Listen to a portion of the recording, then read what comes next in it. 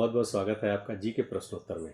चलिए उन प्रश्नों को लिया जाए। इस आशा उम्मीद और विश्वास के साथ कि ये प्रश्न आपके ज्ञानवर्धन में बहुत बड़ी भूमिका अदा करेंगे, आपकी तैयारी को एक नई धार देंगे। इस विश्वास के साथ देता हूँ प्रश्न। और प्रश्न है ये: वर्ष 2023 में कुल कितने व्यक्तियों को पद्म विभूषण पुरस्कार मरणोपरांत दिया गया? प्रश्न को ध्यान से सुनिएगा, लिखिएगा। इसके लिए जो विकल्प हैं, विकल्प ए है 3, विकल्प बी है 4, विकल्प सी है 5 और विकल्प डी है 6। क्या होगा इस प्रश्न का सही जवाब? कुछ सेकंड सोच के इसका जवाब दीजिएगा। बेहद महत्वपूर्ण है और अभी हाल ही में दिया गया है। प्रश्न का सही जवाब क्या होगा? नहीं होगा, ये नहीं होगा। लेकिन इसका बहुत मतलब है इस प्रश्न के साथ। 6 लोगों को दिया गया है, ये जरूर ध्यान में रखिएगा कि कुल 6 लोगों को। अब आपने जो भी जवाब दिया होगा उसको आप सोच के रखिएगा, जल्दी ही हम उस पे भी आते हैं। वर्ष 2023 में कुल 6 लोगों को पद्म विभूषण पुरस्कार दिया गया।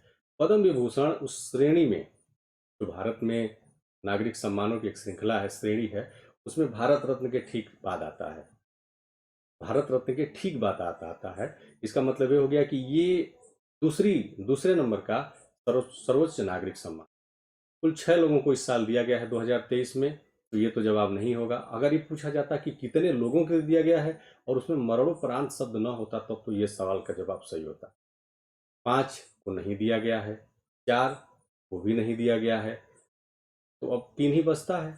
इस प्रश्न का सही जवाब होगा ए, कुल 3 लोगों को मरणोपरांत दिया गया, यानी कि 6 में से 3 लोग मरणोपरांत और 3 लोग जो है जिंदा है। अब मैं आपको उन लोगों को दिखा देता हूं। ये हैं डॉक्टर दिलीप महालनाविस साहब, इनको मिला।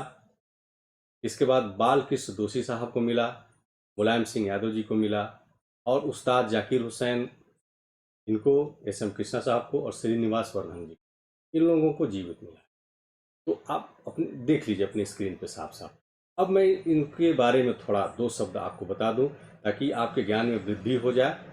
अगर जानते हो तो बहुत बढ़िया है, जो नहीं जानते उनके लिए।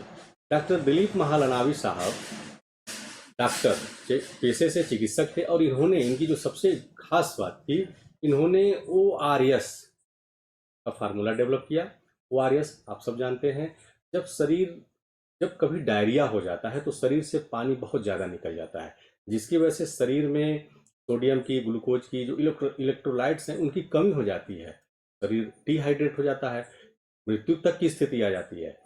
तो ORS के माध्यम से शरीर को रिहाइड्रेट करने की कोशिश की जाती है और शरीर रिहाइड्रेट हो भी जाता है, जिसकी वजह से जीवन बच जाता है। ग्लूकोज, पानी, नमक, चीनी, नमक, पानी का एक घोल होता है और उसको पिलाया जाता है, जिससे कई करोड़ लोगों की जान बची है। तो उस फार्मूले के लिए जाना जाता है डॉक्टर दिलीप महालनावी साहब को। बालकृष्ण दोषी जो दूसरे हैं पद्म विभूषण पुरस्कार विजेता, बालकृष्ण दोषी साहब बहुत बड़े, भारत के बहुत बड़े वास्तुकार थे। ये भवनों को डिजाइन करते थे और सिर्फ भारत ही नहीं, दुनिया में इनका बहुत बड़ा नाम है। प्रथम भारतीय हैं जिनको कि प्रित्जकर पुरस्कार मिला है। ये पहले भारतीय हैं जिनको प्रित्जकर पुरस्कार प्राप्त हुआ है। ये ध्यान रखिएगा, 2018 में। प्रित्जकर पुरस्कार क्या है? आप इसको ऐसे समझ सकते हैं कि यह वास्तुकला का नोबेल पुरस्कार है। वास्तुकला का नोबेल पुरस्कार है, यानी कि इससे बड़ा कोई पुरस्कार नहीं है वास्तुकला में, ये ध्यान रखिएगा।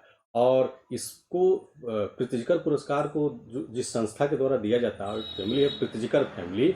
और प्रित्जकर फैमिली के बारे में मैं बता दूं आपको, यह वही फैमिली है जो दुनिया भर में होटल हयात जो है, होटल हयात एक बहुत बड़ी श्रृंखला है, बहुत बड़ी चेन है होटलों की, ये स्वामी हैं ये लोग।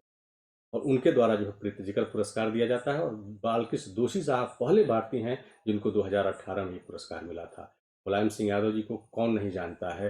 मुलायम सिंह यादव जी एक राजनेता थे, समाजवादी पार्टी के संस्थापक थे, उत्तर प्रदेश के मुख्यमंत्री हुए, देश के रक्षा मंत्री हुए, और इनकी इनको कहा जाता है कि ये धरती पुत्र थे, जो राजनीतिक समझ थी, बड़ी बारीक थी और राजनीति के जमीनी स्तर के ये व्यक्ति थे। इनकी हाल ही में मृत्यु हो गई और इनको भी जो है ये पुरस्कार मिला है, पद्म विभूषण पुरस्कार। तो ये 3 लोग हो गए। उस्ताद जाकिर हुसैन खां साहब तबला वादक हैं और इनके पिता भी बहुत बड़े उस्ताद थे तबला के, अल्लाह रखा। एस एम कृष्णा साहब महाराष्ट्र के पूर्व राज्यपाल और कर्नाटक के पूर्व मुख्यमंत्री। और श्रीनिवास वर्धन साहब 6वें व्यक्ति जिनको पद्म विभूषण मिला वर्ष 2023 में। ये गणित के बहुत अच्छे माने जाने व्यक्ति हैं, बहुत बड़ा नाम है इनका, अमेरिका में रहते हैं। तो आपकी स्क्रीन पे जो व्यक्ति दिख रहे हैं बहुत महान लोग हैं, महान कृत्यों की वजह से इनको ये पुरस्कार मिला है, मानवता की सेवा करने के लिए पुरस्कार मिला है, इनको हम नमन भी करते हैं। और अब आज की कक्षा को ही समाप्त करते हैं इस आशा उम्मीद और विश्वास के साथ कि दी हुई जानकारी प्रेरणा का भी काम करेगी और ज्ञानवर्धन भी करेगी। मिलता हूँ एक नई कक्षा में एक नए विषय के साथ, नए प्रश्नों के साथ, उन प्रश्नों के साथ जिनका सीधा सरोकार होगा आपके तैयारी से, आपके पठन पाठन से, आपके ज्ञानवर्धन से। तब तक के लिए बहुत बहुत धन्यवाद, बहुत बहुत आभार।